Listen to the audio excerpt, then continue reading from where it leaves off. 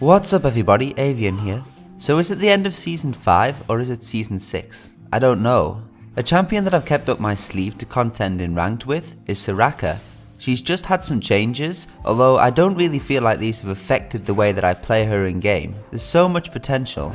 Despite Ignite and items which apply grievous wounds, I still find myself healing up to 40% of the damage from the enemy team.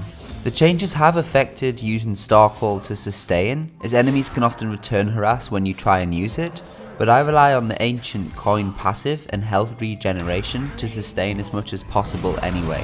Late game, I don't often find myself having any mana problems, although if I do use my spells to harass, I have found myself out of mana. Now I find Soraka challenging because she lacks any escape spells and she's squishy. Positioning is extremely important, and if you can't get it right, it will be difficult to perform. If you ever find yourself using your summoner spells to escape, try and think of a better way to position yourself for future. Be extremely careful when you're healing allies when you're at low health, and expand your knowledge about other champions, their spells and their range, and in team fights, if you find yourself being focused, sometimes you're even the first target, don't make yourself an easy target for the enemy. Positioning is key.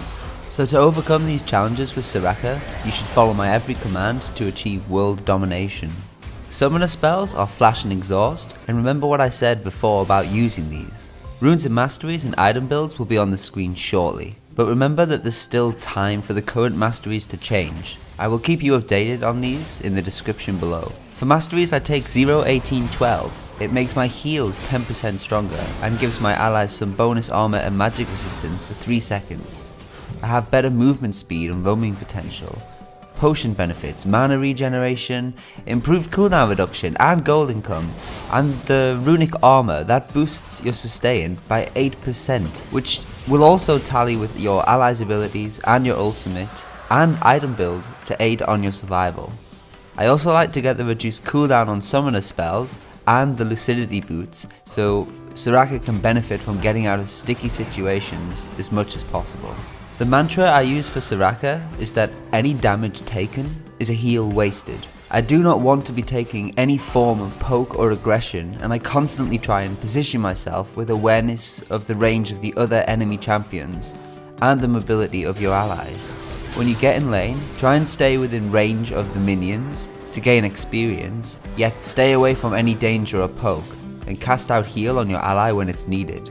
You want to try and keep him above 60 to 70% all of the time, without dropping yourself below 30 or 40%.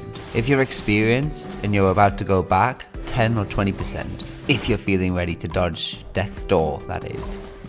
Get to level 6, start looking for opportunities to roam or use your ultimate, and having an awareness of what's happening on the map is really important to using your ultimate effectively. Once your W is rank 4, at level 7 and onwards, you can pretty much out-trade your enemy very easily, or even scare off incoming enemies that are ganking you.